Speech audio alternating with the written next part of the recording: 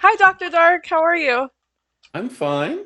Thank you so much for Nice to see coming you. on in such a short notice. I really Sure. appreciate it. I sincerely appreciate it because I was really sending out an SOS to anyone that I Mhm. felt like would be able to speak about this. So, a little bit about me. My name is Ariana. I go by the Progressive Brat on all of my social media. I'm a progressive political content creator. Mhm. I speak about different issues that are going on in the world, but I like to recognize when I am not an expert in something. And I Mhm. think one of the issues in politics is that we have a lot of people that become overnight experts. And Yeah. I didn't want to be an overnight expert, to be honest with you. So that's why I sent Mhm. you the SOS and I had you come on. So tell us a little bit about yourself. Let's hear who you are, Uh, what you're about. well, I'm a professor of political science and chair of the department at California State University, Los Angeles. And I got my PhD in political science at UC Berkeley. Hmm. And I actually mainly study American politics, Hmm. but I have also studied European politics, and I actually lived in Ukraine for a full year way back in 1993, 94. Um, I taught at a university there. Wow. And then in Western Ukraine, and then I spent another year the following year in Russia. So I've spent a year in Ukraine and a year in Russia, Yeah. and so I've followed it politics there pretty closely since then, um, and including the current conflicts. Hmm. And so, although it's such a complicated area, there's people who know more than me, but I can certainly answer um, quite a few questions about it. Yeah. So yeah, so that's my background. I follow uh, this. I also have a lot of Russian friends, a variety of them. My ex-wife that Oh. I met there is Russian, and Oh. I was just talking to her today about it. And I know a lot of other Russians personally, so here in Southern California, and so I kind of have their perspective. I know what it is, as well Hmm. as that of Ukrainians. Yeah. Yeah. Uh, Well, that's amazing perspective. Thank you. I really appreciate that. And you have lived in Ukraine and Russia as well, so that just makes it that much more um that your opinion that much more, it holds a lot more weight because I think a lot of people, like I said, a lot of people have a lot of opinions and they just haven't been around or in the country, and so that really mhm. also apparently we have one of your students in my chat too. That's funny. Um Oh, really? yeah, one of your former Yeah. students. So Okay. I want to ask you this. Let's imagine that I'm a fifth grader and I'm Hmm. trying to understand what is going on. I think what's happening here is that a lot of the coverage is about what has led us to this point that we're at now. But my main question is, what was the buildup and why would Putin do what he did now? He could have done this earlier, technically speaking. Why would he choose now, and what was really the buildup to the point that we're at today? Well, that's actually a really good question Thank because a you. lot of people are asking that same question because it's not clear what the answer is. That what is causing this uh, massive escalation to take place right now? Hmm. Because in fact, many people who specialize in studying Putin, by Hmm. which I mean both American academics, but also people in Russia itself, academic intellectuals, politicians, they thought that he probably wouldn't Yeah. actually invade, that this was part of an kind of an intimidation strategy, um, and he would keep it up for quite some time, uh, maybe make a sort of limited incursion into Ukraine and eastern Ukraine. But and we still don't know, by the way, how far he's going to go with Hmm. this. But he's already gone quite far. He's engaged in bombings of airports and military facilities and transportation facilities all over the country. Right. Um, and he's sending troops in from the south and from the north. And so it's a major invasion right now, and Mhm. it seems like it's only going to get more intensive. So why it's I think there's a couple of possibilities. Uh, One is, one of his major goals is to keep, first off, to keep NATO, keep Ukraine from joining NATO.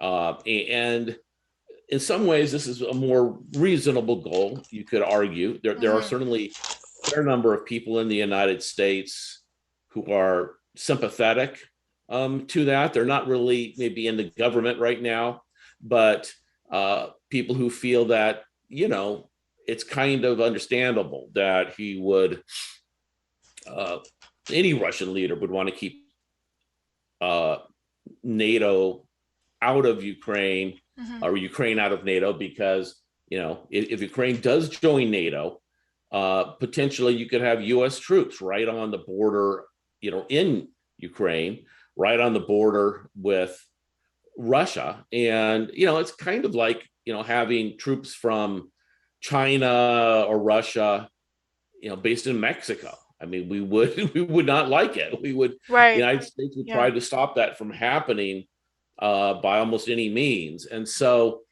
that, in one way, is a more, I don't know, tangible uh, goal. Mhm. There's other people, though, who feel that in general he wants to just subjugate Ukraine. He wants Mhm. Ukraine to be under his control, the control of Russia. Uh, Essentially, prevent it. He doesn't really like the idea of an independent Ukraine, whether it's part of NATO or not. Uh, there's some people who think that maybe his ultimate goal is to even just simply absorb Ukraine into Russia Right. and eliminate it as an independent country. There's various choices, but regardless of those, whether his goal is just to remove NATO Mhm. or to really permanently change and subjugate Ukraine, in either case, he's the direction of things has not been in his favor, Hmm. because what's been happening is Ukraine, the longer a country like Ukraine exists independently, the more accustomed it gets to being an independent country. Right. It's been over 30 years. So there's people your age, younger and older, who had their whole lives in Mhm. Ukraine. They don't know Mhm. any other country. They didn't grow up in the old, it was part of the Soviet Union before. And when it was part of the Soviet Union, people had an identity more connected to being Soviet, you know. Absolutely. But now there's this new identity of being Ukrainian, and that identity has gotten stronger in the Mhm. last 30 years. In general, more people speaking like Ukrainian language, which is similar to Russian, but it's different. It's kind of like maybe what like Portuguese language Mm. is to Mhm. Spanish. Yeah. You can kind of figure it out if you speak one or the other, but they're different. Uh, Absolutely. and the other thing is there's been these political changes, which is that, as you know, um, in 2014, Russia essentially took over the Crimean Peninsula, with the bottom at the bottom southern part of Ukraine. They did it. I mean, in kind of a bloodless takeover. Essentially, it was actually a pretty smart or effective move politically by Putin. Mhm. But that part of Crimea was absorbed by Russia in 2014.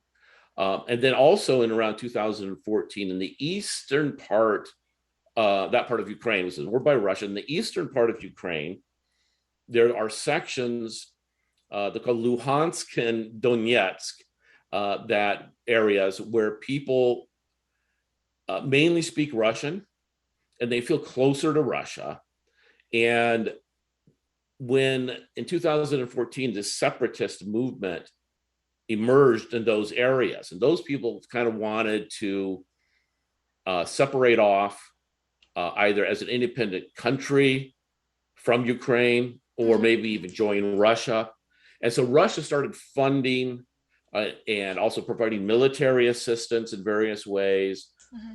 probably sending in Russian troops, although not openly, but secretly, into that eastern region. So you had two parts of Ukraine in 2014. The Crimea was absorbed by Russia. They consider it 100% of their country now, and Mm-hmm. they expect it to stay in their country forever. And then the other eastern region was plunged into the civil war. Right. Now, so those two things had two consequences. One is that some of the Russians who were previously in those areas or in Crimea, they could no longer vote in Ukrainian elections because they weren't in Ukraine anymore. Mm-hmm. And so that tilted the electorate a little bit more in the anti-Putin direction. It's kind of like if you took California out of the United States, the rest of the United States would be more conservative. Yeah. And so if you take those areas out, the rest of the population is more pro-Ukrainian, more pro-NATO, you might say, more pro-Western.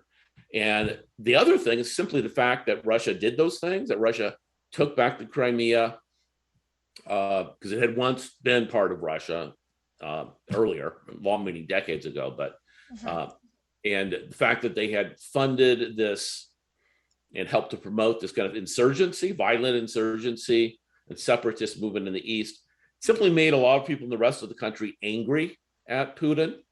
Mm-hmm. And also, Putin has become more authoritarian in the last 10 years Right. in Russia itself.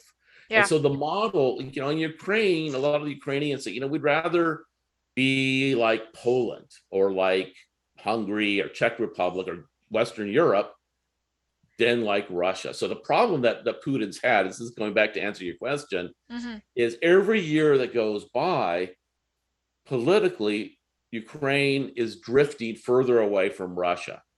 They're getting a stronger national identity. They're separate from Russia. They don't want to be associated with Russia as much. And they want to be part of NATO. That has become much more popular now than it was, say, 20 years ago. So he feels that just the natural evolution of Ukraine politically is towards being more hostile to Russia from his point of view. Mm-hmm. Mm-hmm. They would say more independent from Russia. So if he doesn't step in now, so he has an incentive to step in earlier rather than later. And I Right. think, my feeling is if he decided, the longer he waits, the more out of control the situation is going to become. Interesting.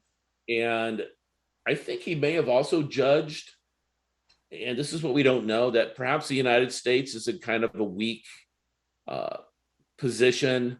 Absolutely. We Yeah. had, very unpopular president internationally Mm-hmm. previously with Yeah. Trump. Uh, Biden is not, he's not a young man. He's kind of, he's kind of out of it, honestly. And Yeah. I think we although can we all don't know agree how to that. much, but he's, Yeah. um, and I think he thought that, there were cracks in the NATO alliance, Absolutely. which there have been, and that this was a good time to move. That, and also, the United States has had, distracted with the pandemic. We've had a lot of we're a polarized country, right? Mm-hmm. That. Yeah. Um, I don't know if you were a political science major or not, but I was. yeah, I mean, polarization is the key word Mm-hmm. for our political system now. And so I think, he may have judged that the United States was kind of weak, kind of distracted, and this was the time to do it. And he may be right ultimately that this is, was a good time to do something like this. There's although I think the level of unity in NATO is more than he expected. Mm-hmm. And so that part is maybe a disappointment to him. But, he may, we don't know what's going to happen. This is very, very interesting period to watch the news. We don't know if this is going to be a successful intervention by his standards or not. It could go in any number of directions. So actually, going off on what you just said on how it could go in many different directions, I do have a couple of questions. So you did bring up how Ukraine was close to gaining to entering NATO, and how close were they? Was this about to Well, become in like a couple? Was this about to that's happen the in a couple of thing. This is months? where the mystery going back to your first question, where there is still a bit of mystery because, Okay. okay, it's true that I mean, that Ukraine is politically more uh, independent from Russia every year that goes by. Having said that, the likelihood of them joining NATO anytime soon is quite small. Hmm. I mean, I think we're looking, I mean, it's hard to say, but it could be 10, 15, 20 years, because for one thing, as long as there's these disputed territories in Ukraine, Hmm. NATO is not going to let a country that's in the midst of a civil war Yeah. join NATO. Yeah, of They don't do course. that Yeah. because then you're plunged into this morass. And so Yeah. the general belief is that uh, the possibility of Ukraine joining NATO is really not there for quite a long time. And the argument that many people had was, well, okay, if you're Putin, it's just easier to just mess up with Ukraine, fund these separatist movements in the East, keep Hmm. them funded, uh, interfere in their politics, which is easy to do because, I mean, Hmm. they're right next door. They speak the same language, more or less. Many people in Ukraine do speak Russion. Hmm. The current president speaks Russian perfectly. He grew up as a Russian speaker, Yeah. Zelensky. And so, it's easy to do, frankly, what the United States has done sometimes to Latin American countries, which is just to fund one side of the political, engage in covert methods to kind of disrupt the country and keep them out of NATO. And, a lot of people felt like he would just keep doing that, you Absolutely. know, Yeah. do that for another 10 years or whatever, Hmm. indefinitely, as long Hmm. as he needed to. So that's why people thought, well, he's probably not going to. I think many Russians thought he's not actually going to do this. Yeah. So, so there's a question mark. Is this really? Some people feel that he got, uh, you know, carried away. That maybe his judgment. He's older now. His judgment is kind of poor, and he's concerned about maybe how he's going to go down in the history books, and he wants Oh, to go down as interesting. like Peter the Great, some great unifier of the Russian lands, and that he Wow. was going to like a czar. He was going to reabsorb this land that is a traditional Slavic land. Hmm. It is where a lot of the history of the Russian ethnicity started, really, in Kiev, 1,000 years ago or more. Hmm. And so it is important in that respect to Russian identity. Uh, but so he, uh, so people are looking at other things, other reasons for going in now, because as NATO, joining NATO is just not in the cards anytime in the near future, really. Of course, if you do take it over, you take it off the agenda, completely for, possibly a very long time. Although, what I don't understand, if I might say so, is, Yeah, absolutely.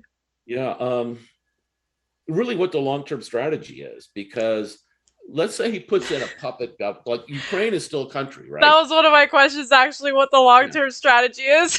Yeah, yeah. I mean, because let's say he can install a puppet. The idea right now that a lot of people have, and this is something that Russia's done before, back in the after World War II in Eastern Europe, they did that pretty much everywhere.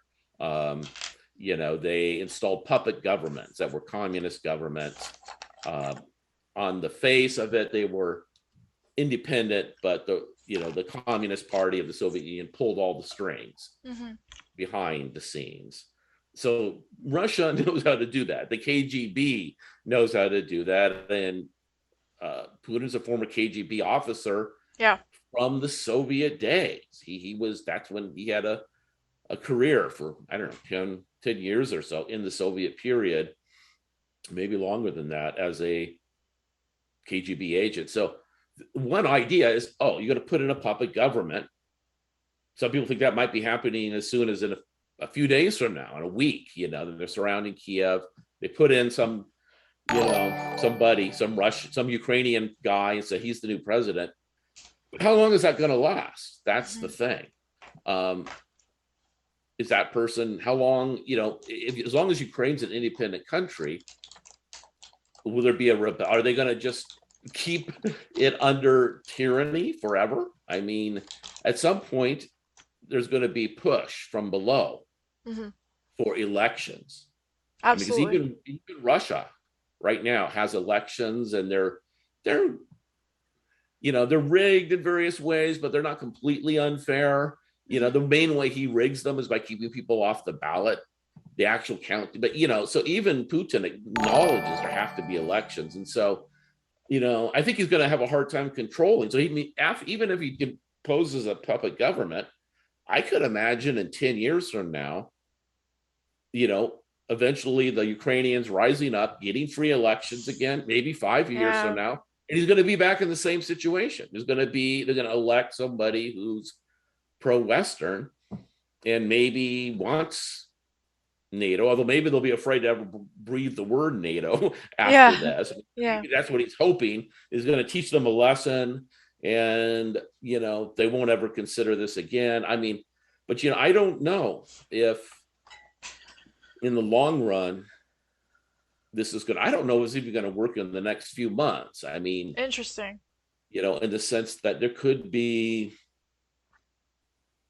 rebellions from below in Ukraine. And then, there could be a kind of a people power sort of movement, that we've Mhm. seen in, many parts of the world. I gather you're from originally your family, and maybe from from the Persian or I'm Iranian. Iranian. Yeah, I'm Yeah. Iranian. So something about that. Country's Yeah. had massive protests at various points I for lived in various. Iran for a year actually. I was born and raised in America, but I lived in Iran for a year. I was there when the Greenpeace uprising happened. I don't know if you Mhm. remember, but yeah, Yeah, I so was there. It was what it's interesting. like, that when you can have these, well, sometimes we go people power uprisings where you just have hundreds of thousands of people, right, Yeah, coming out of the streets. I mean, absolutely. historically, there's countless countries where that has happened in the so-called Arab Spring. It's happened in the Philippines way Hmm. back in the 80s when they overthrew Marcos, and if something like that could emerge, maybe not, but if it did, and what is he going to do? Is he going to kill tens of thousands of people? So we don't know this. It might become very, he might be embroiling himself in a total mess, Absolutely. Yeah. or he might intimidate people enough, and they might feel defeated enough, because I mean, after all, they're a much weaker country than Russia, They are. and they might decide, let's just let's just wait it out. Let's just keep our heads down, go to work each day, and survive. And maybe in 10 years, some much longer time period, they'll have a chance. Putin's not going to live forever. Maybe when Putin leaves office, even if that's 10 years from now, then we'll try to rescue ourselves, or gain more political independence.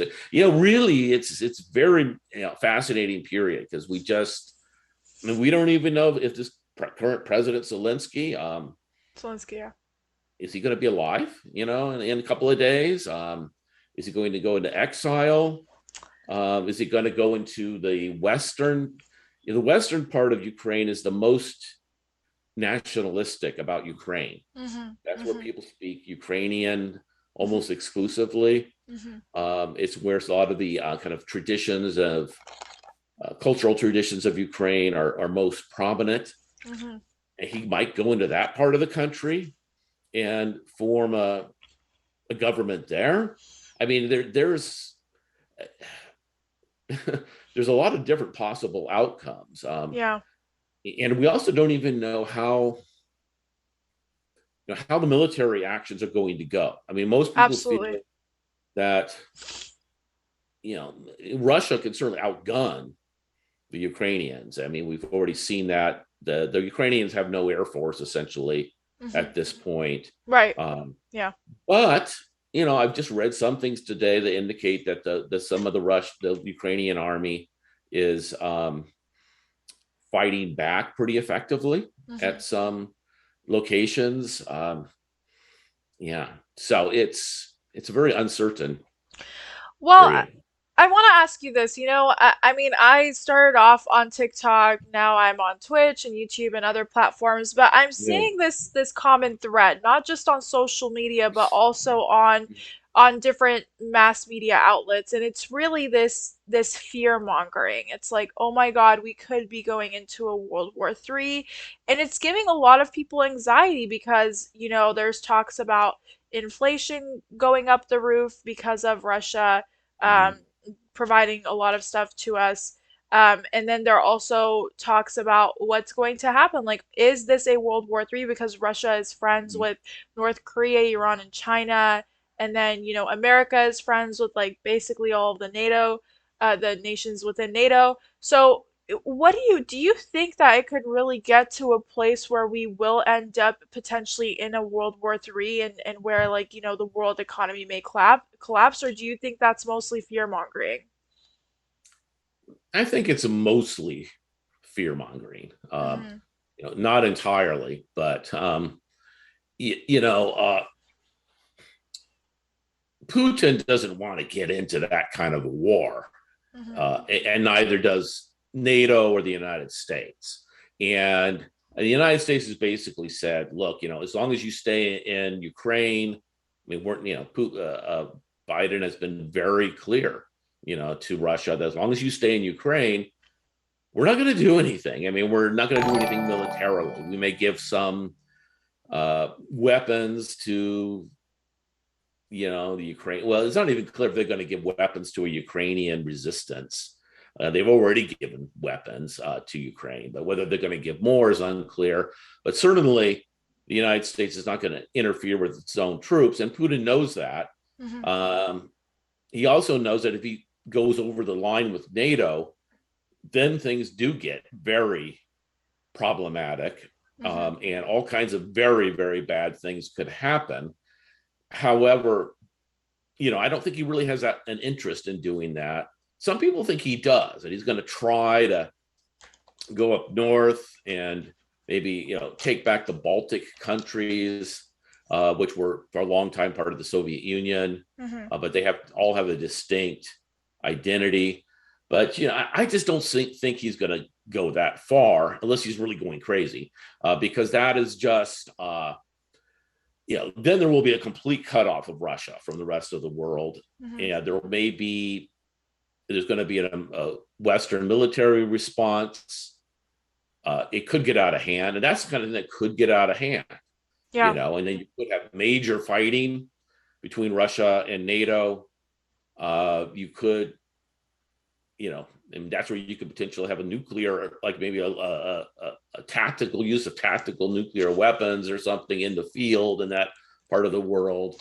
And so I think Putin knows that. And so I think the only way that this turns into like a really serious military conflict between NATO, which really means the United States predominantly, and uh, Russia, is through an accidental thing, which could happen. I mean, you could have, uh, some Russian jets that accidentally veer over into Poland or Hmm. Romania, some of these NATO, Bulgaria, I don't know, some of these NATO countries, uh, maybe somebody, I mean, who knows? And you have some kind of incident where that gets out of hand. But from what I understand, the Russian military and the American military are actually in very close communication right now in that field, in that area, to Interesting. yeah, to avoid, they call it deconfliction, Hmm. which means so that, the Russians will say, look, this is where we're sending our planes. They might look like they're heading towards Poland. They're not. Okay. Hmm. So don't get worried. We're just going over into a certain section of Ukraine. This is not an unusual thing because, like in the United States, and Russia were both involved in Syria and also in a longer time ago in the Balkans and former Yugoslavia. Hmm. And so the militaries of both countries kind of know how to do this communication to avoid, because they don't really, I don't think either side wants, Putin is not under some fantasy that he's really going to be able to, you know, take over Eastern Europe. And so I don't think we're headed towards that like a real military conflict, but it's still scary. The other thing, though, is economically, I think that there's going to be problems. I think you alluded to that. Well, There is going to be increase in gas prices, wheat prices. Uh, Stock market is probably going to stay subdued because of this, and uh, and we may see it's going to worsen inflation, which we already have. Uh, mhm. because there's going to be a demand for gas still, and Mhm. the price is going to go up. And that means everything else, people are going to ask for more pay to pay for their gas and for their food or anything else. So I think it's going to cause some serious economic problems. Although, again, it kind of depends on how far Putin goes. He might, pull back all of a sudden in a way that and maybe, reach some kind of compromise or something that does not seem as bad. In which case, you know, in a few years, maybe some of these sanctions could be lifted. But yeah, right now, though, I think we are headed in a. It's going to be a intense period. I think NATO is going to be scared and is Mhm. going to spend more money on defense. Uh, and we'll just well, it's hard to imagine that there's not going to be increased spending on, like, defense spending in for these NATO countries that are right up against Russia. So From America, like America spending the money. America and those countries. I mean, this is the thing, that Trump complained about, but Obama did too. Is the European countries, a lot of them don't spend as much money on defense as we would like. And the argument has been, well, the Russians were the reason to spend all that money, and they're not going to do anything anymore. And now I think they're more fearful. Although, again, this kind of depends on how things go. If it turns Mhm. out this whole thing is over in a few days, uh, and somehow Putin can install a puppet government that's very effective in controlling the country, and he can just pull his troops out Mhm. of Ukraine, then people are going to say, oh, well, he's really not that crazy. This is just a kind of a one-off situation that's limited to Ukraine. And then, some of these countries like Germany in particular, which has the most money by far of any of the European countries, may decide, well, we don't really need to, double our defense expenditure because, the situation's contained, and, Putin is sort of back in his box now and he's going to stay there. Conversely, if this turns into a horrible mess and there's tremendous fighting and there's massive Russian troop concentrations right in Western Ukraine, right up next to NATO, then you may see certainly a lot more S- by by them and by us, I'm afraid. So Yeah, absolutely. I do have a couple of questions that I want to go through, and then the viewers did send like a couple questions too that I also want to go through. But I'm hearing a lot of sorry guys, I need to ask this question before I get to your guys' questions. So I'm hearing a lot of like, if Trump was president, this wouldn't have happened because a lot of people are scared of Trump, and and world leaders are scared of Trump. Do you think that this is, I mean, I can agree that, Biden is not all the way there. I'm not a fan of any president, to be honest. That's just my personal preference. But, you know, um, do you think that this is really because Joe Biden is president, or do you think that this is really Putin just trying to assert his power before, just kind of like his last rendezvous before, the power is like passed on to the next Yeah, leader? it's hard to say, Hmm. but uh, how Trump would have behaved if he were in this situation. And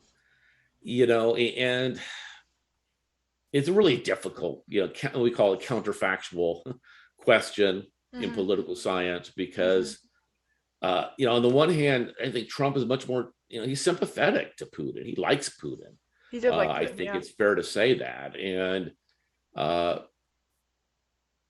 you know, uh, whether Putin would have done this when Trump was president, I really don't know. Hmm.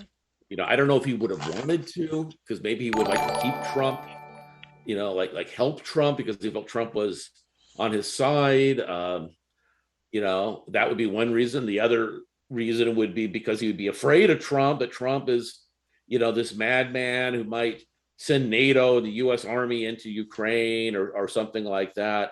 Um, but, I mean, I really, people who hate Trump say, of course, it wouldn't make any difference. And then people who, Republicans who love Trump say, oh, it would have made all the difference in the world. It's Yeah, really hard to know because it's just, we don't understand what's going on in Trump's, I mean, I'm sorry, Putin's, well, Trump's brain, but even more so Putin's brain.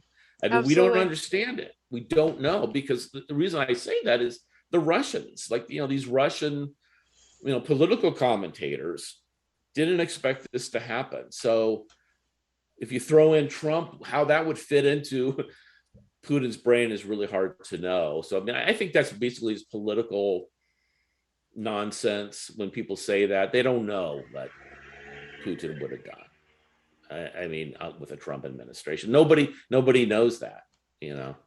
Absolutely. I think it's really hard, but like I said, in the social media world that I'm in, it's a lot of like left, right, and you see that Mm-hmm. argument being said, and I'm like, well, I don't really know. I don't have the answers, and I don't try to act like I have the answers either, but I think it's just interesting how you also said like you don't know either, because that's really what it comes down to. We just don't know. And thank you for that response. I appreciate it.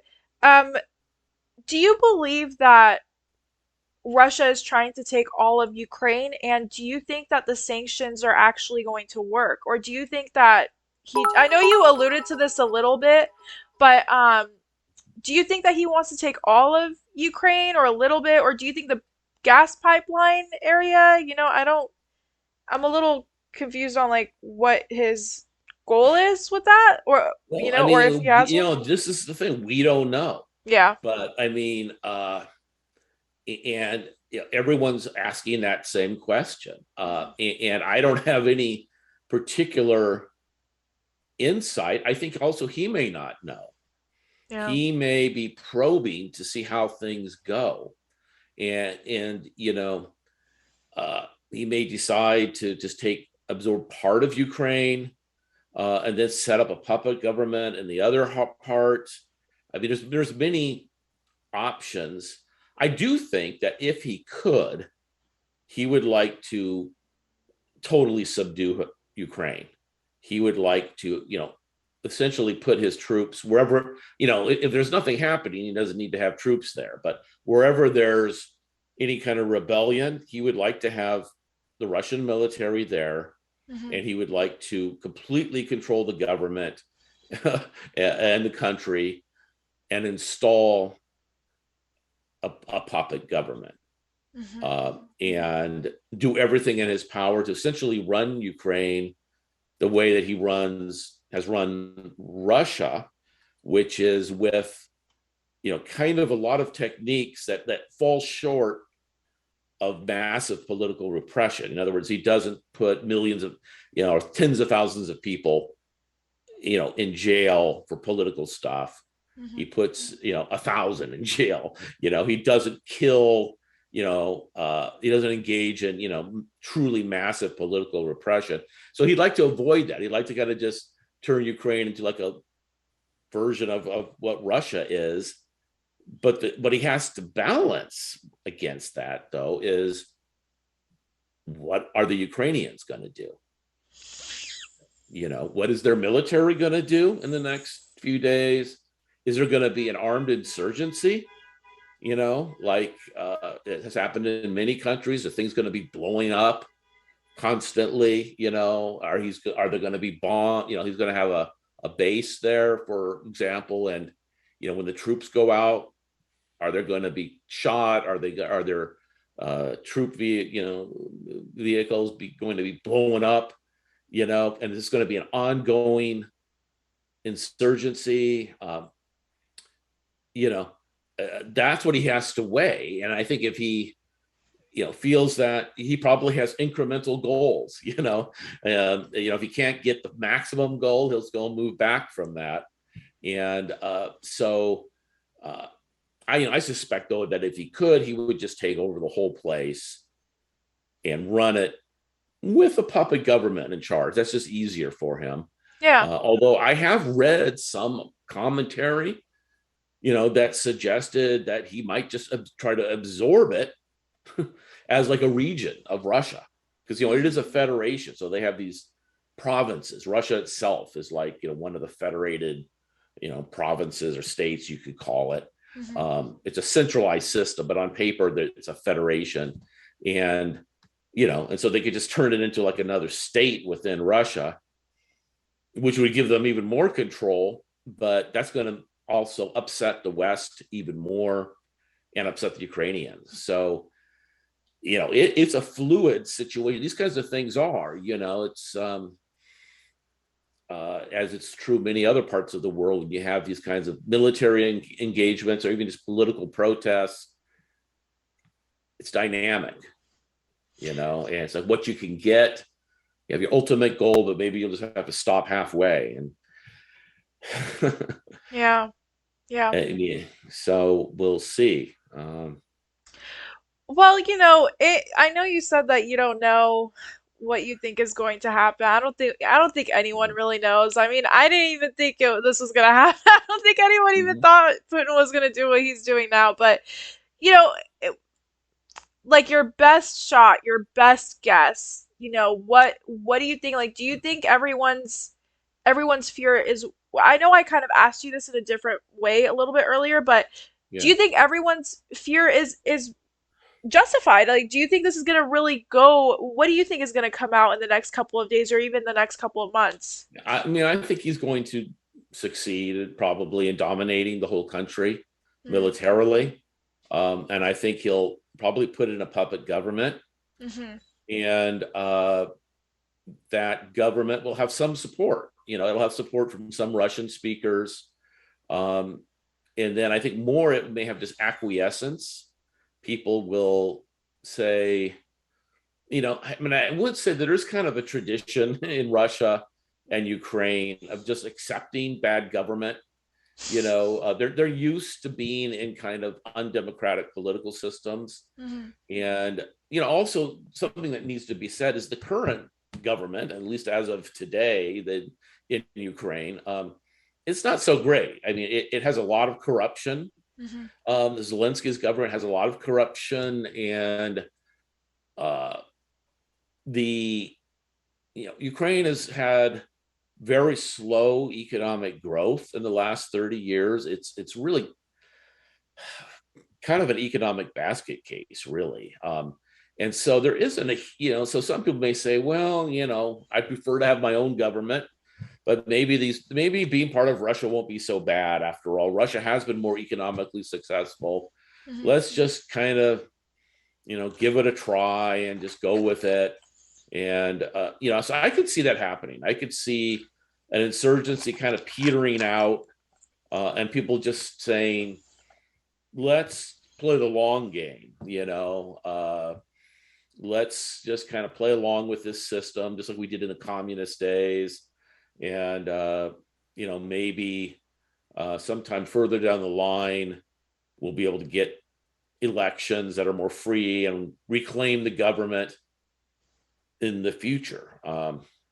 Which does happen sometimes when you have these puppet governments installed by a foreign power. Eventually they get replaced by a real popular government. So I really, I could see. I mean, I have a feeling, that Russia's going to have some success in consolidating its control, probably stabilizing the situation. And I don't think the sanctions are enough to force them to pull out. Me either. They've already have it all planned out. They have a lot of money saved up so that they can at least buy certain things from abroad in some parts of the world if they need to. Also, Russia has a lot of natural resources. They can grow their own food. They've done a lot of import substitution since 2014. They've done a lot of import substitution, like making their own cheese instead of importing French cheese. Having more of their own wines and what have you. And also, it says it's not really a democratic country. He controls all the media. He doesn't have to worry, even if people's standard of living goes down. This country's standard of living goes down. The next congressional elections, bang, your party is out of power, which is quite likely going to happen to the Democrats in a few 8 months or whatever. Yeah. But there, he doesn't have to worry about that. So that, unless people are starving to death, they don't really have an outlet in Russia. And a lot of these sanctions hurt the ordinary people. They do. Yeah, absolutely. They want to buy. I'm sure that's been the case in Ukraine. They want to buy food, anything that's imported, food items, consumer items, Western automobiles, Western, coffee makers. Yeah. They're not going to have access. So the Russian consumer will be hurt, but they don't really have the option of voting Putin out of power anytime soon. And so that was why, I think he will probably succeed in staying in power. But, the danger, though, is whether things will spin out of control in Ukraine. If I had to guess, I would say not, but it's really more 50-50. I guess maybe a little bit more likely that they will stabilize their control. But there's another possibility, which is that the Ukrainians will, engage in a really sustained insurgency.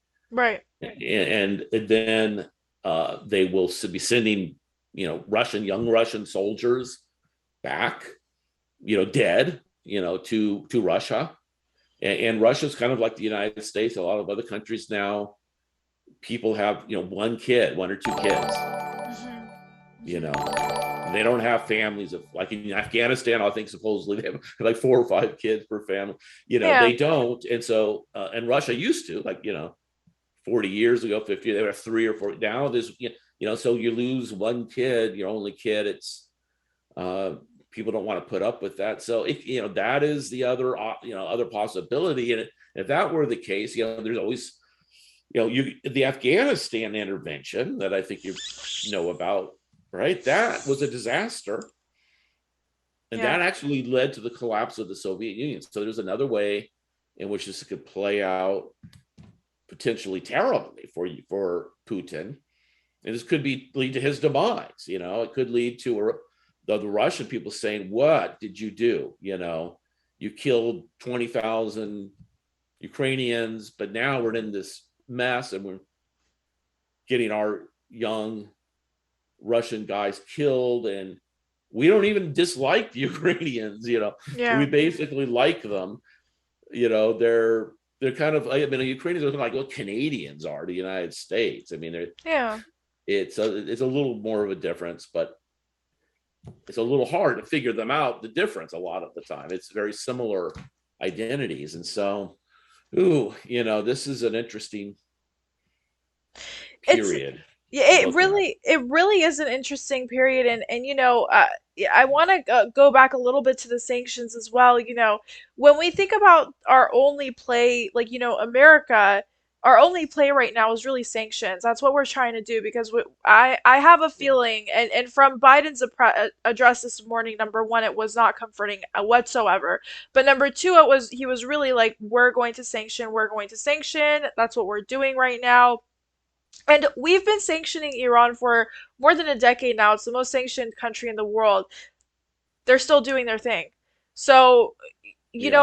I'm having trouble kind of understanding how these sanctions are really going to deter Putin from doing what he wants to do because he seems pretty head set in what he wants to do. And also, it's important to acknowledge that um, the airports, like Putin's strikes have been very, very, very strategic. He's really going in for the kill like the first day, and completely incapacitating Ukraine to be an independent sovereignty. So I'm just kind of having a hard time really believing that the sanctions is going to deter Putin in any way.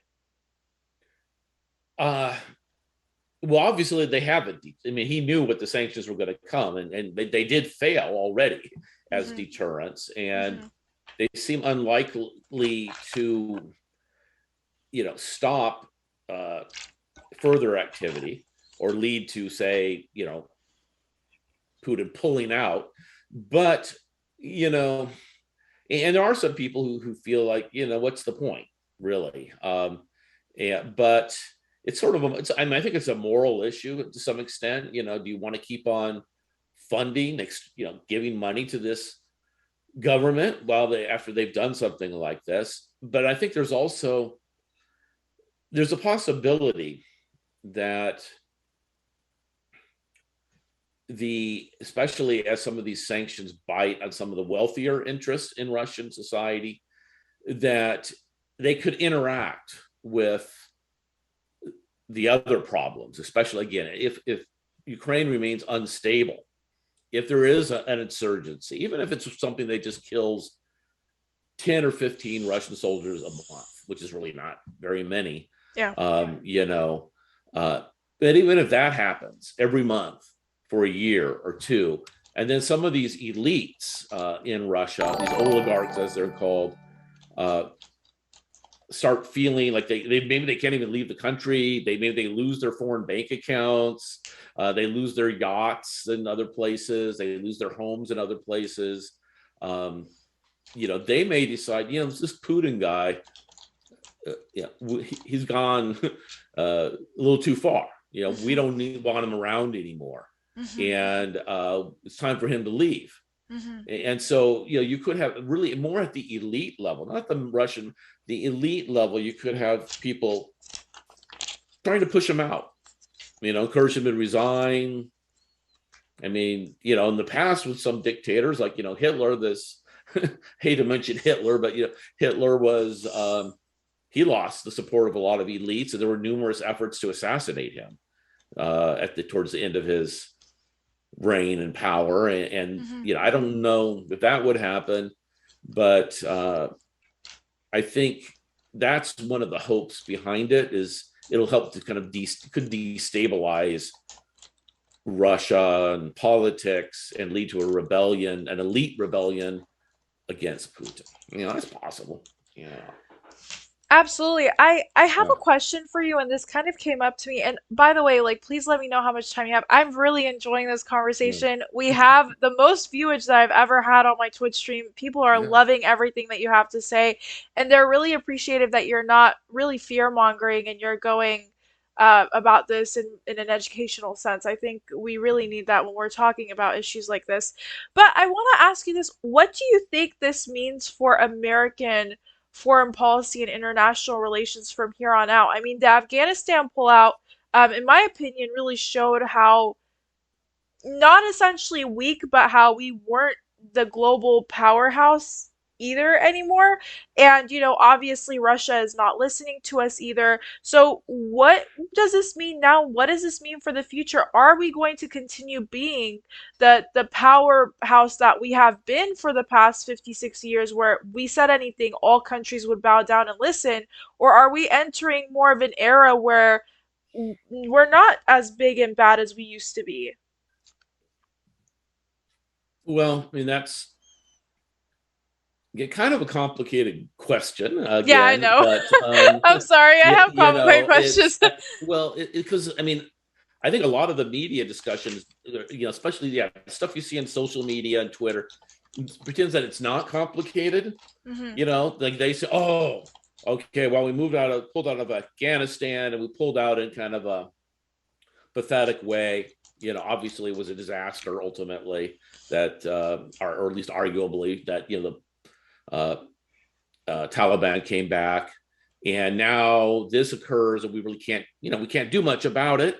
Hmm. And so uh, that is a sign of like some new incapacity, Hmm. right, or weakness. But to me, it isn't necessarily. Although I do think that the United States may be losing some capacity, but it was never a lot of this is something that really I find annoying, because a lot of these claims, they're based on a false image of the past. Hmm. You know, especially in the case when you're dealing with Russia, which is just as much of a nuclear power now, Hmm. as it was 50 years ago. Hmm. And one thing that happened, like during the Cold War, uh, the Russia, as you may know, but maybe your viewers don't, but Russia, uh, Hungary was, in the Soviet, what was called the Soviet bloc. It was a communist country. And in 1956, there was a rebellion in Hungary, which is right there in Central Europe. And the United States didn't do a damn thing to help it. They kind of succeeded in gaining power, and then the Soviet troops came in and crushed it. And, the reason the United States didn't is because they knew that if you tried to send troops into Hungary, you're going to have a nuclear war. That Russia will not allow that. So when you're dealing with Russia, you're dealing with a nuclear power. You have to just accept that if something is right next to them or really close, central to their power, there's really not much you can do unless you want to start World War. Biden said that. He says, I'm not going to go into Ukraine. That's going to start World War. But that was true in the 50s. It was true in 1968 in Czechoslovakia. Same thing happened. Rebellion against communism. The Warsaw Pact troops came in, they crushed it. The United States didn't do anything. So the United States has faced defeats like this before. After all, the United States was ultimately, in the long run, it was totally defeated, completely defeated in Hmm. Vietnam, right? And Hmm. so, I mean, even so, I don't know when this high point, maybe you could say in the 90s, we were, you know, totally dominant, but or something. But, even then, you had to be careful with dealing with the Russians and the Chinese for that matter. It wasn't like we went in and just took over China and Russia. Hmm. There always have been limits. So I don't think this is really. It does indicate that the Russian military is more powerful, because honestly, 30 years ago they would have had more difficulty doing this. Absolutely. They didn't have the operational capacity to act as effectively as they can now. Um, they've had a lot of problems with uh, draftees. I hate to engage in a stereotype, but getting drunk all the time. The conditions in the Russian military are really bad. But it's Hmm. more professional Hmm. operation. So yeah, they've improved.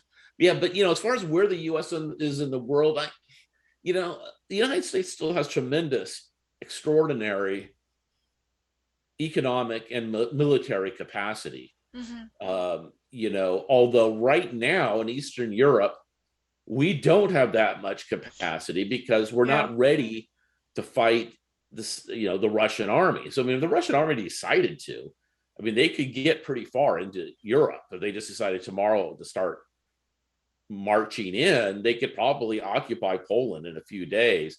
But then it's on. Hmm. and you would have a war. You'd have a full blown war between the United States and Russia, which might remain conventional, but could turn nuclear. And so, the reality is that's not gonna, as I said before, not gonna happen. And the United States is still like really. I mean, look at it this way.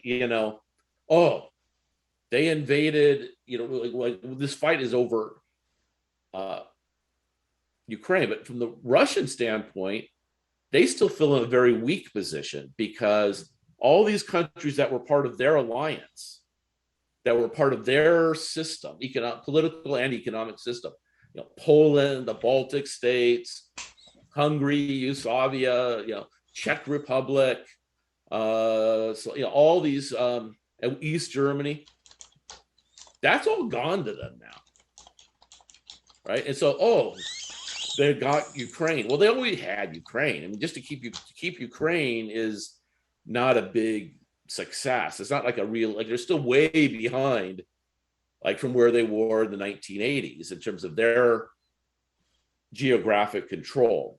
So, I think NATO is very economically powerful. The United States is, however, it does remain the case. China, I mean, as many people have argued, China is really more of a potential peer competitor to the United States now because Absolutely. its economy is far more sophisticated. I mean, when do you ever hear about anything in the store that's made in Russia? Absolutely. Yeah. That they don't make cars, they don't make anything. They mainly make weapons to export, but they don't export very much. And China is just this manufacturing wonder, and they're advancing in many areas, and they're also just huge. The economy is huge, and so I think the United States, to the extent there's an alliance between China and Russia, that's formidable. I mean, that is the key part, is that's a formidable competitor. And I think it's fair to say we live in a, I mean, this is where there's a lot of hype on these Twitter things. I read somewhere somebody, now we're in this unipolar world.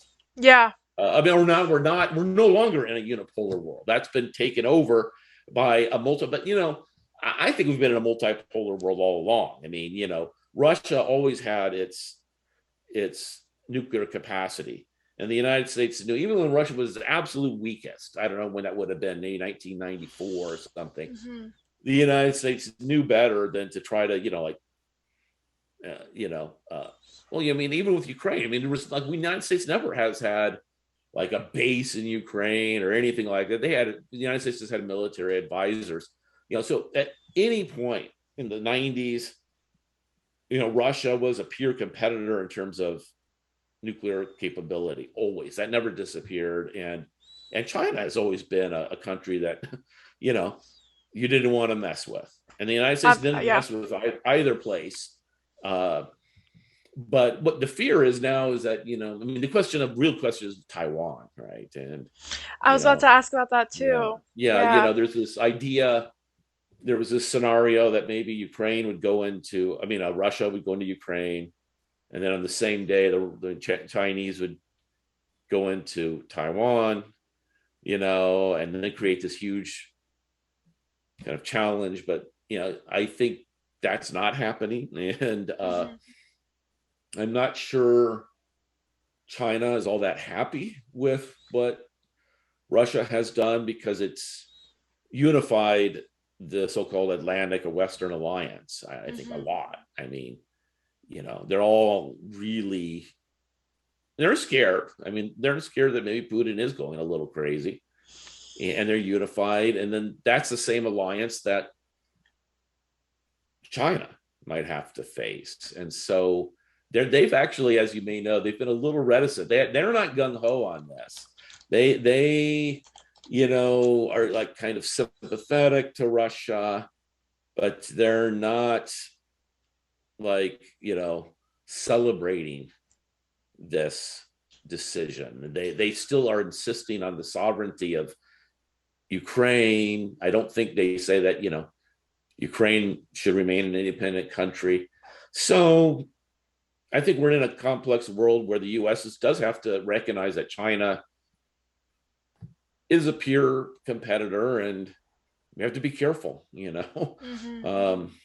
but I don't think we're going to like turn into, there's examples of like really great powers that became weak. Like the classic one is, if you're from the Middle East, know the Middle East, uh, that Britain used to, draw all the maps, right? Mm-hmm. And the British Empire was, and then it disappeared to being what it is today, which is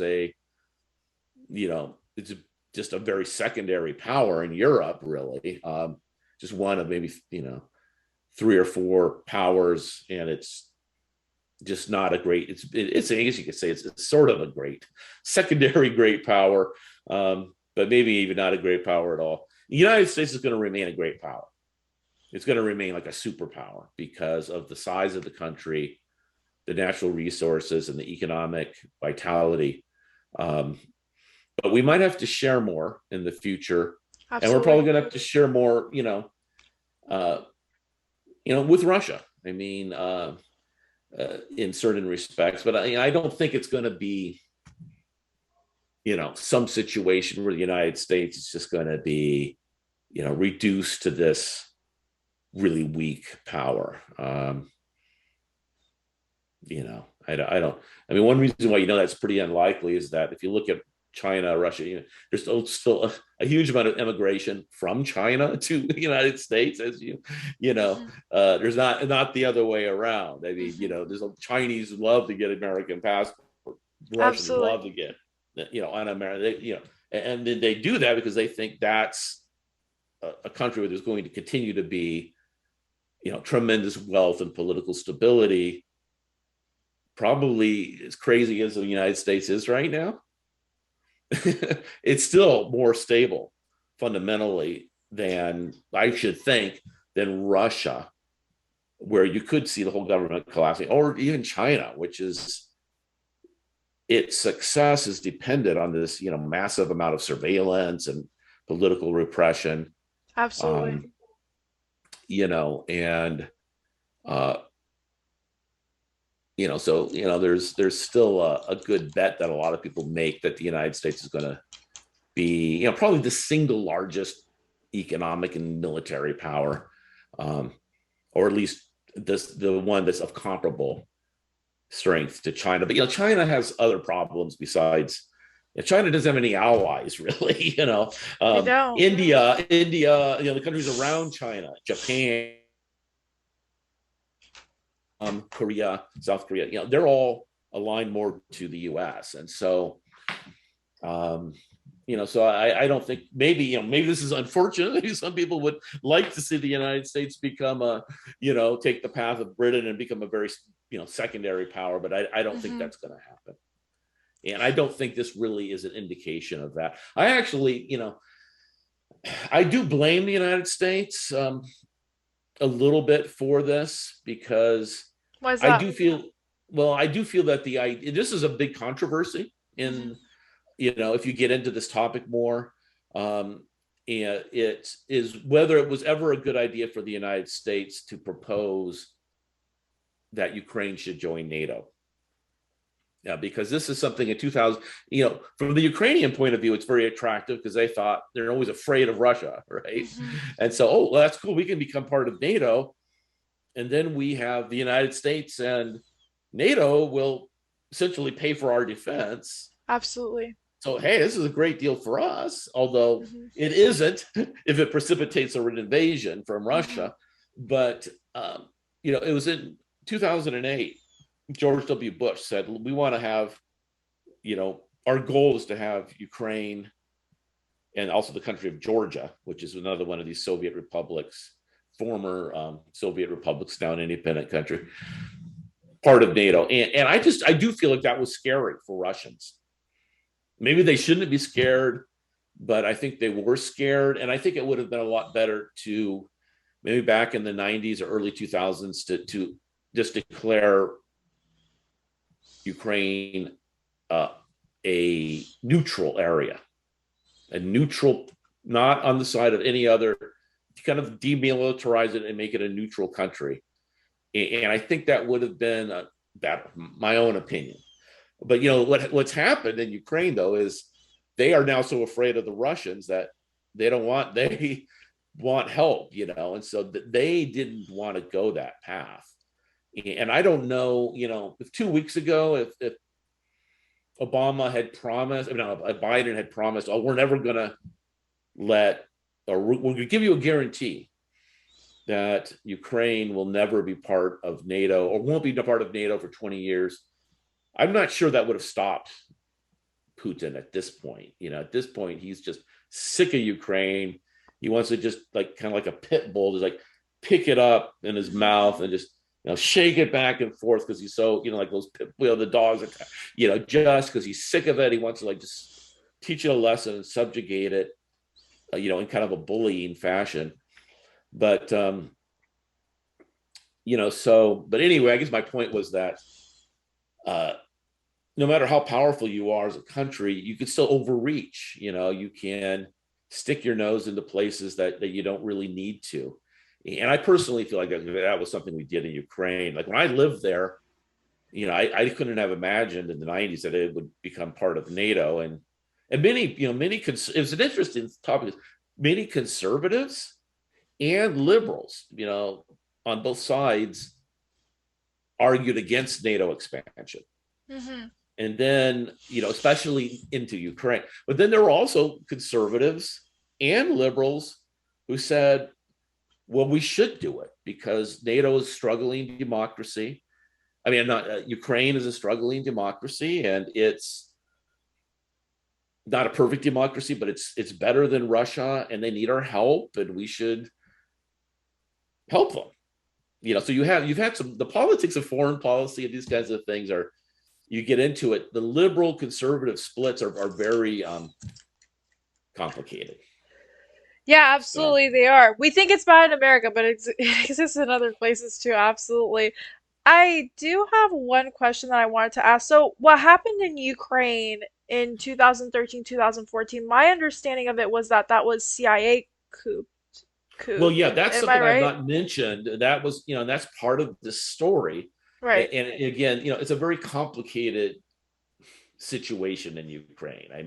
Hmm. There's these different ethnic politics in different parts of the country. There's different histories of different parts of the country.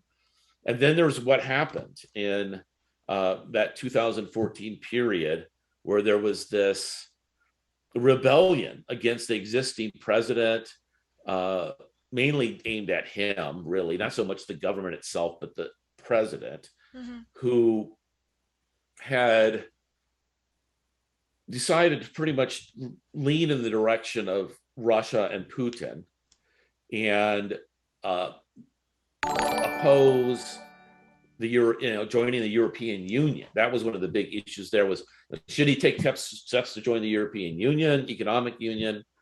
And possibly that could lead to NATO. And the president at that time, Yanukovych, said no.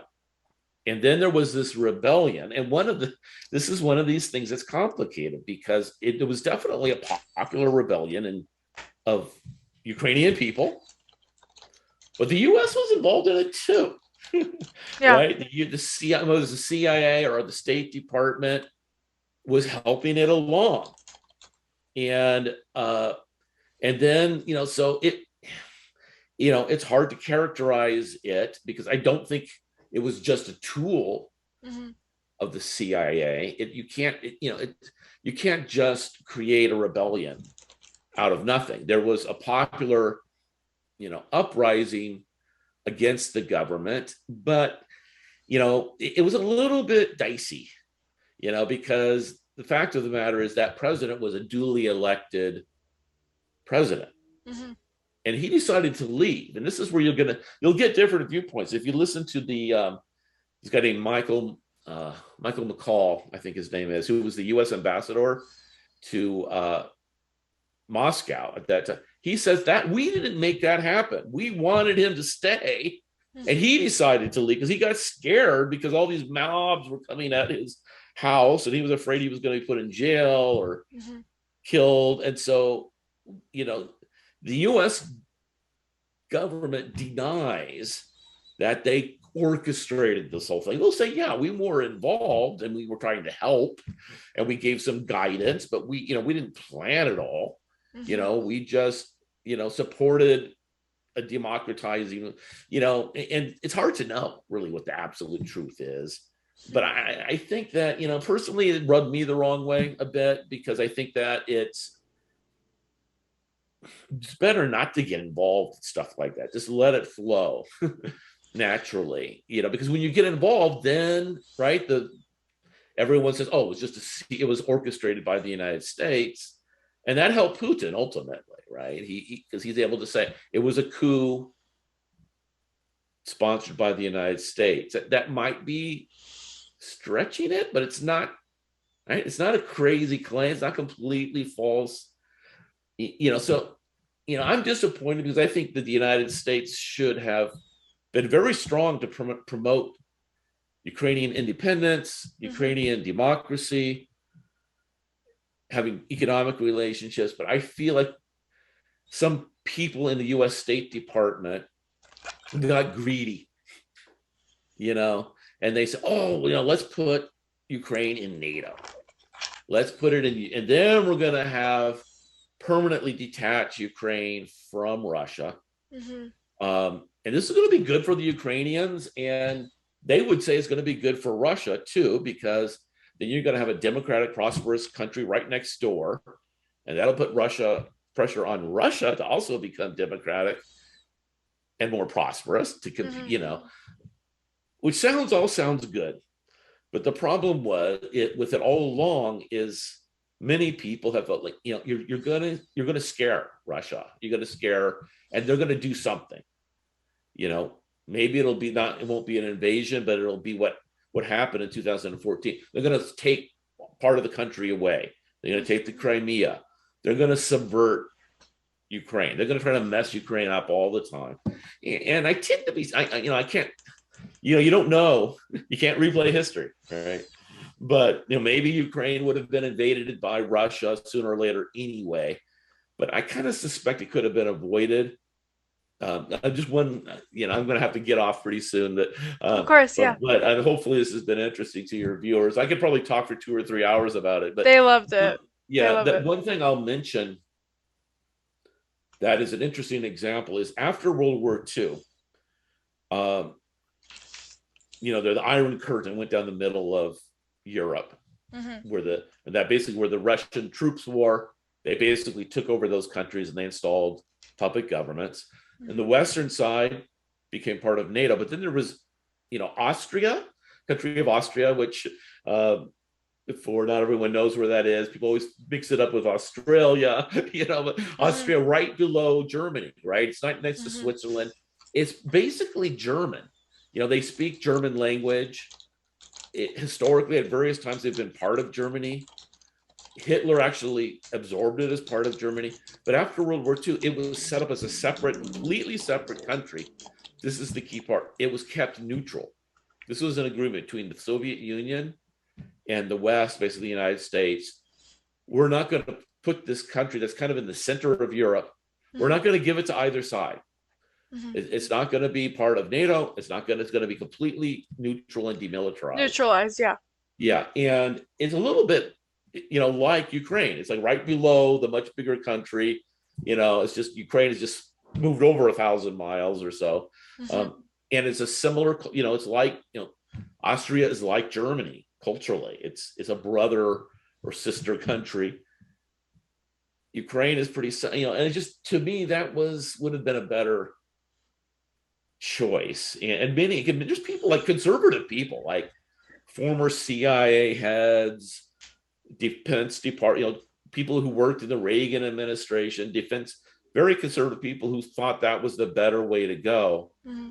And at some point during the late part of the Clinton administration, Bill Clinton, and then in the George W. Bush administration, through some process that I don't fully understand, the United States decided to go further and push for or state as a principle, the door is open. to Ukraine. And yeah, I wish they had not done that myself. But So you you know, fully think that this would have been preventable if the right actions were made? I do kind of feel that some of this, yeah, I think it might have been, yeah. Which isn't to say that I support the invasion by Putin, but I, my own view is that the U.S. could have helped Ukraine stay independent without dangling this NATO membership out there. Because just, I mean, if you think about some foreign alliance setting up base and absorbing, having an alliance with Mexico, even if they're friends now, Hmm. you don't know like where they might be, you know, decades from now, right? And you don't and the Russians are paranoid too. I mean, they were invaded They from are. the, yeah, they Absolutely. were invaded by Napoleon. Hmm. That's pretty far away. You look at Yeah. a map of Paris and Yeah. Moscow is. Yeah. He got all, the Russian. They got to the outskirts of Russia. I mean, Hmm. outskirts of Moscow, Hmm. way back of I think it was Barakino. Anyway, some little town on the outskirts of Moscow. And Yeah. then the Russian winter came in, the whole story. Yeah. And then they all had to retreat. And then the Nazi Germany did the exact same thing. Absolutely. And so, that's in living memory. It was a huge catastrophe for Russia. Hmm. Tens of millions of people died. And so you can't blame them. Nothing like that has ever happened in the United States. No. No. You can't blame them for just being, I mean, it's hard for me to see how NATO or Germany or France today, I mean, are such different countries, that they are very anti-militaristic. Hmm. I don't think that, Russia has much to fear, but, you can understand why they would be paranoid. And, so it's, you know, I do feel like the U.S. helped set the stage for this a little bit in some of its policies, um, and we might have been able to avoid this. But I also feel like, again, like Ukraine, like, okay, let's say you take that as a correct view. Putin didn't have to invade Ukraine to stop NATO. Like, he already had NATO stopped. So Yeah. why is he doing this invasion? Even That if you're was my sympathetic, biggest question. I don't yeah, get even it. if you're sympathetic to keeping NATO out, Right. why is he going? This is what a lot of Russians are asking. Like, gee, we get it, we get why you don't want NATO there, but But like NATO this is isn't there. drastic though. This is like you're Yeah, overtaking a and whole sovereignty yeah, by so military now, force. so I think a lot of Russians are going to say, well, if you could get a puppet government in there, get out with maybe 1,000 Ukrainians dead and a few hundred Russians. If you could pull that off, Putin, okay, maybe you know what you're doing, Hmm. Hmm. right? I mean, that would be the best easy solution, and he can declare victory in a week and pull out or something. But if it does go haywire, a lot of the Russians and a lot of the elites in Russia, Hmm. military elite, I mean, political elite, are going to say, you know, dude, Hmm. you didn't have to do this. Yeah. Yeah. You could have kept NATO out other ways. We already had a technique to keep NATO out that probably would have worked indefinitely. All we needed Hmm. to do was just stir up trouble whenever they thought about joining NATO. And so that's why he's in a very perilous situation, because he didn't have to do this. If it goes wrong, it's kind of like the U.S. going, Oh my God, Dr. Dark, you're back. "I'm back," and I don't want to take any more of your time, No, but no, thank yeah, you. yeah, I was about to, I was so sad. I was like, oh no. I was like, I'm just gonna stay here and see if he comes back on. yeah. I don't know if you're still doing your broadcast or Yeah, not, but yeah, we're still on. The yeah, chatters, everybody in the chat really wants me to sincerely thank you. I've had multiple people in the chat express that you are the first person that has been able to actually give them information that they feel like they can use and really take on to feel they feel more at ease. So I really wanted to thank you on their behalf. They really loved you, Hmm. or they love you. Well, that's good. And it was it was I really wanted to come back to say that it was a pleasure talking to Absolutely. you, Thank and you. you ask good questions. Thank you. But it's too bad there isn't longer form journalism like this on TV. Because you can watch the networks these days. They talk for a couple of minutes. Hmm. And it is like the sound bites kind of stuff, Hmm. and it's relatively rare. There's also like very much just like one point of view, which is the establishment view, which I think has some problems. Even though I mean I personally despise Putin in many respects, but Yeah. I there is a Russian side about NATO that in Ukraine that's not crazy. It's based on some real, perhaps paranoid, but real concerns, and you don't really hear that side very much these days, Hmm. because it sounds like when you say that, it sounds like you're defending this action, Hmm. which you don't need to do. But anyway, I just wanted to come back and say thank you, and good luck with your podcast and your broadcasting career wherever it Oh may. my God. Thank you so much, Dr. Dark. A couple of questions. Number one, can I have you back on sometime, because I loved having you here as well, and my Okay. viewers absolutely loved you too. Um, I had two questions, but I'm gonna do one because I know you need to go and I can stay a little longer. Yeah. Okay, I perfect. don't Because want to bore you I guys. wrote everything down. I was like, I was like, I'll wait here if he comes back. I was like, I have Yeah. time. So I have two Yeah. questions. I want to be respectful of your time. And guys, by the way, Dr. Dark is the true OG, because I emailed him and he was like, "All right, 20 minutes, let's go." So thank you so much for being so responsive and Mhm. just so down to talk to me and talk to my viewers, because everyone wants to learn, but no one knows where to go to get that long form education that you just answered. News is not investigative anymore. They don't invest that type of time into educating it. It's mostly sensationalized. And so I really wanted to give them something, but I'm also not an expert on this either. So I was like, all right, let me scramble and like find someone, and I'm so happy that you responded.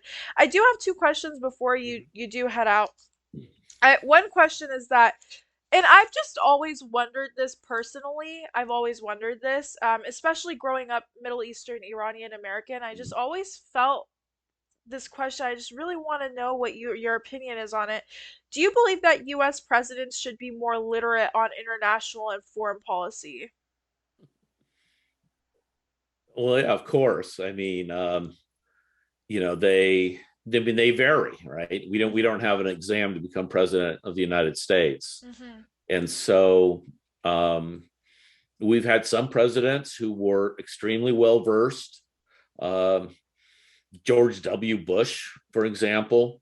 Um, actually, Richard Nixon was really experienced in foreign policy. Mm-hmm. Um, and some, who hardly understood many things at all, like I would say Trump was pretty confused about a lot of things. Yeah.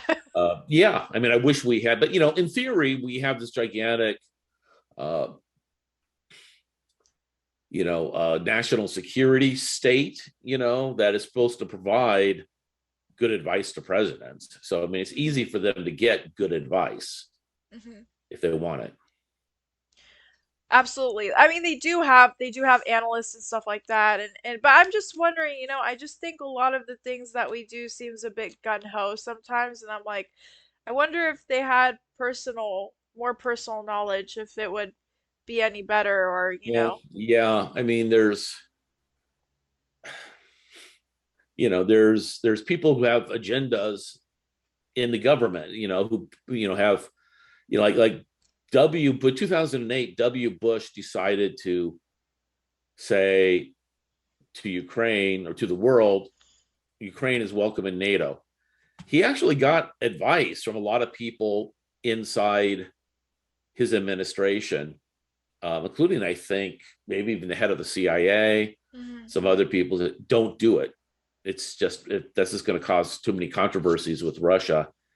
But then there were other people who told him, yes, do it. That's the moral, So, I mean, they get conflicting advice, and sometimes, yeah, they go off in that, in a direction, but so I'm not sure it's just advice that's enough, because you get conflicting advice, and then what do?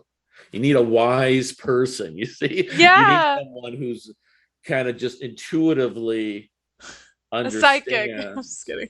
Yeah, but someone has a good judgment call, because Absolutely. you can get advice to do all kinds of stuff. And I mean, a weird thing about Trump is I think sometimes he kind of had a good sense, because he didn't actually get us involved in any new wars, at least. So I mean, sometimes he had a good sense of like staying out of stuff, but There was one time he almost did start a war, but I think he like stopped. Like he told the missiles to come back. He was like, "No, I'm with about to mess Iran, up." you mean? Yes, Trump, yeah, yeah. yeah, yeah. But there was Yeah, definitely a that was a point. kind of adventuresome thing, but he stopped. He just kind of jumped in and then he jumped out. Yeah, yeah, But absolutely he jumped in and he jumped out. Yeah, I mean, I despise both him and Putin, but I mean, that is fact. But one last question, and like I yeah, said, I want to be respectful of your time. yeah.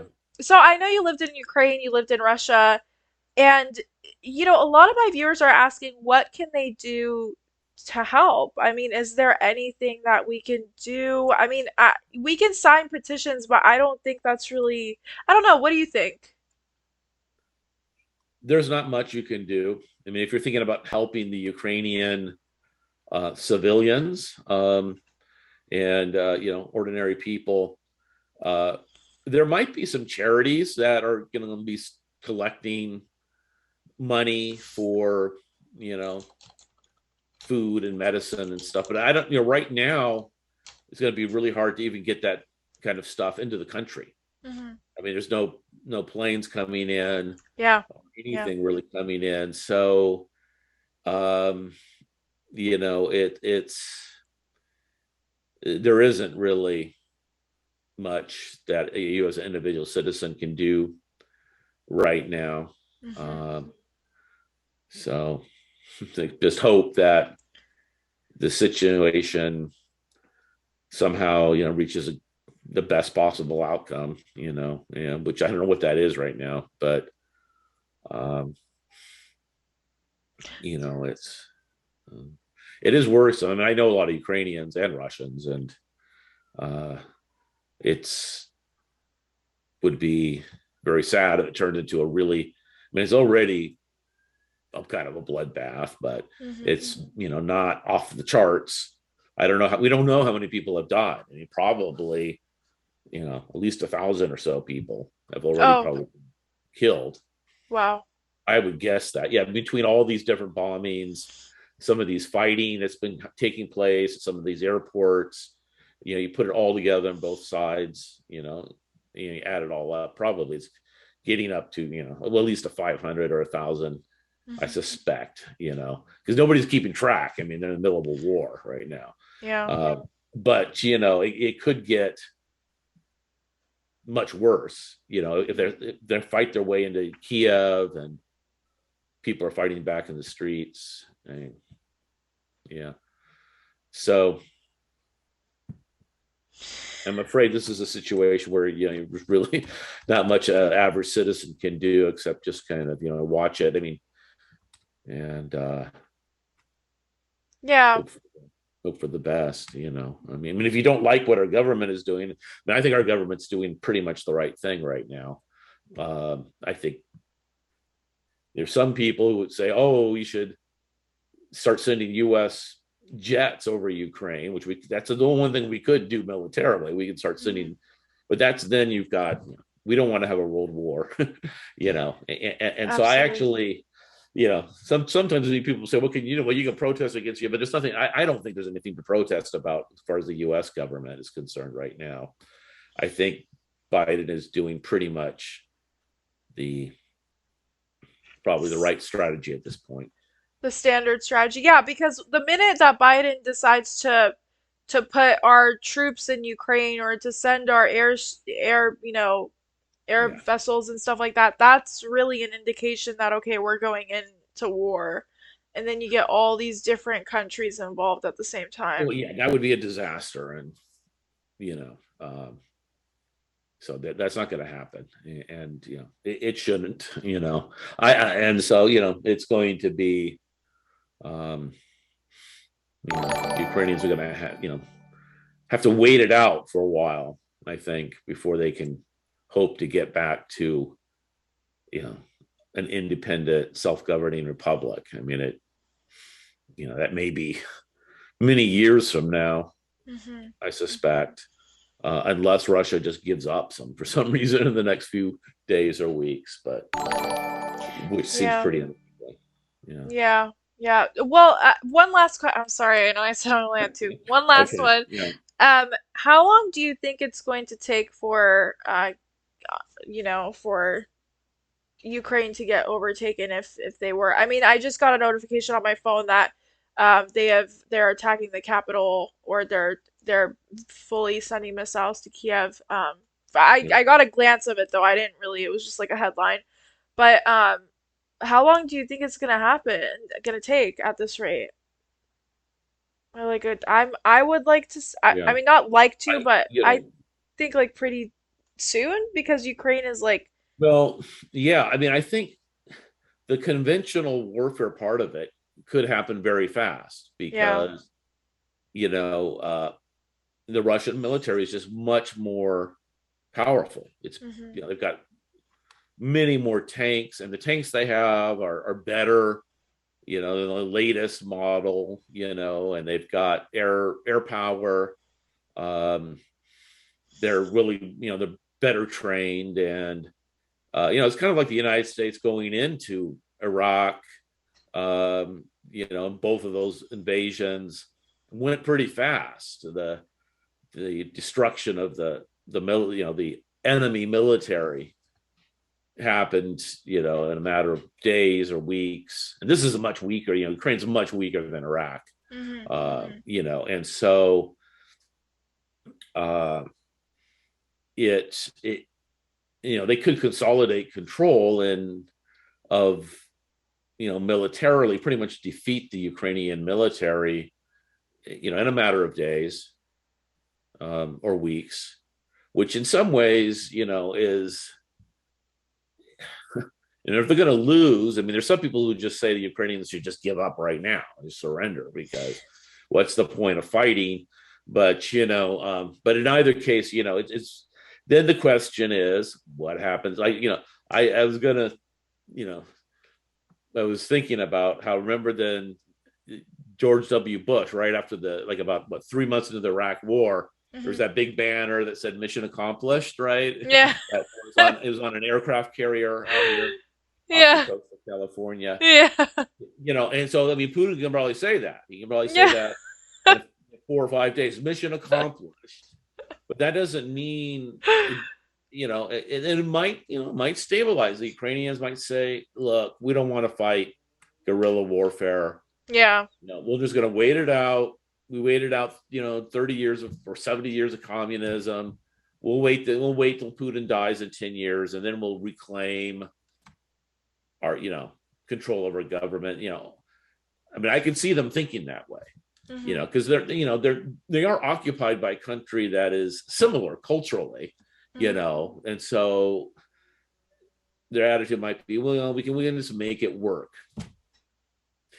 or you know there's going to be, even if it's small, even if it's like just a few thousand people in Kiev who are going around blowing stuff up all the time, that could be a disaster for, because it's easy, I mean, we all know you can make these improvised explosive devices, you put them on the roads, you put them in Yeah. trash cans, use terrorism is really what it is, and guerrilla war kind of stuff. Yeah. Um, and I just don't know. I mean, I've listened to other people; they don't know either. Some people say, "Oh, the Ukrainians, they're really nationalistic. They're going to fight." Hmm. But there are also other ways in which I mean, they are pretty nationalistic now, but uh, there's an kind of a logical argument, really. Like, the Russia's not going to come there to just like commit genocide or Hmm. destroy the Orthodox Church and replace it with. It's not like the Mongol hordes, Hmm. Attila the Hun or Genghis Khan or something, Hmm. coming in. I mean, it's you could make an argument. Some Ukrainians are going to say, let's just live with it, keep our heads down, try to make some, fix up the economy, and Putin will die, and we'll have our chance later on. I mean, I can see it going either way.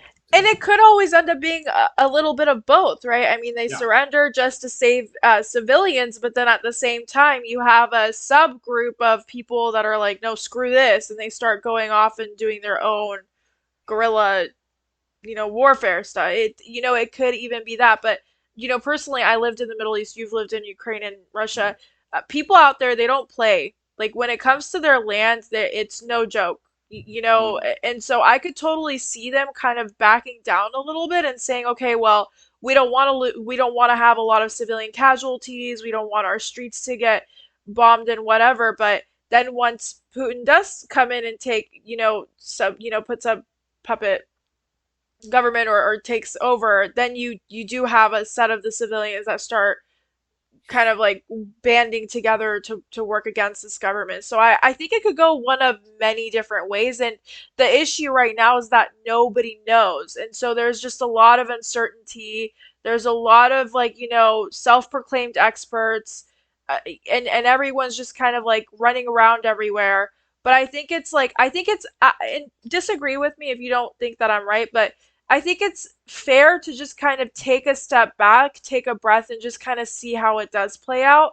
Because I think a lot of people are talking about World War III, but I do believe that there's a very good percentage or a good chance where this will end at Ukraine being taken over militarily, and just ends there. Depending on how Putin feels. I don't know, you know? I think that's the most likely outcome. Okay. Yeah. One last thing I would say on the insurgencies is, Hmm. you know, in Western Ukraine, uh, which is the most kind of traditionally Ukrainian part of the country, that's where they also have mountains. They have the Carpathian Mountains, Hmm. uh, which is a pretty high mountain range. Um, and that's where, like, actually at other times in Ukrainian history, that's where like guerrillas movements, have hidden, and because it's easier to hide in places like that, because the rest of Ukraine is kind of just flat. It's just Hmm. it's just like flat cornfields or wheat fields, and so that's where there's even more likely, if the Russians decide to occupy that part of Ukraine, Hmm. that's where I would expect to see more of that kind of classic, insurgency, guerrilla type activity. But we'll see. But anyway, I think I am going to officially leave now. uh, Dr. Dark, but thank you so much. Thank you I would be so willing to come much. back on again sometime, Would love to have you. whenever, and maybe we'll have some answers to these questions. Yeah, of course. I would love to do kind of like an update stream maybe in a couple of weeks, just kind of like touch base and see what you like, a follow up, see what you think, Yeah. like where you think the next steps, because I do think within the next week or so things are going to become a lot more clear to everyone, and I think it's just really the fear of the unknown that's having a lot of these like Yeah, I information know people are. spreads. I mean, people are afraid. I mean, my sisters are Mhm. sending me these text messages, Mhm. saying, "Are we going to war with Russia?" and all Yeah. this stuff. And I'm trying to calm them down, and I do think that's extremely unlikely. Good. Good. But it's not it's not absolutely impossible. So Mhm. Mhm. but I'm not really worried about that personally. Yeah. Okay. Well, this was comforting. I think that was the best way to put it. I think this was very comforting because all week I've been seeing these crazy headlines, Yeah. World War III, war with Russia and stuff like that. And this has just been like a great breath of fresh air of just a really deep dive of what we're looking at and what it could be without any of the fear mongering or sensationalization of the situation within the conversation. And I really thank you for that. That's exactly what I was trying to accomplish. So thank you. Okay. Well, have a good evening and we'll hopefully speak again. Absolutely. I can't wait. I will send you a follow up email and we will definitely connect in the next couple of weeks. Okay. Bye. Okay. Thank you. Bye, Dr. Dark.